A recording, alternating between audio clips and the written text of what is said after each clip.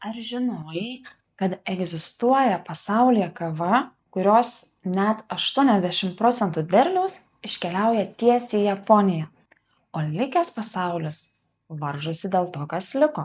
Nori sužinoti, kas tai per kava? Klausyk, ši kava kilusi iš Karibų, legendinių Jamaikos kalnų, kurių viršūnė siekia net 2256 metrus.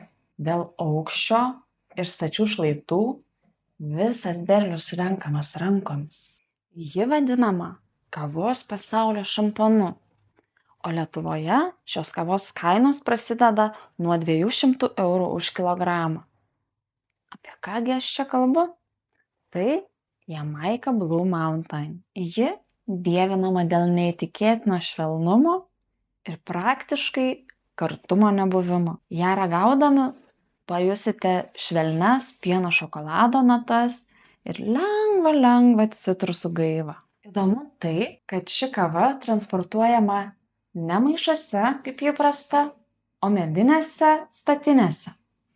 Be to, ši kava yra dažniausiai klastojama kava pasaulyje. Todėl Blue Mountain kava privalo turėti sertifikatą ir būti 100% Arabica typica veislės. Tai kava ne kasdienai, bet tikram kavos gurmanui bent kartą gyvenime jos paragauti būtina.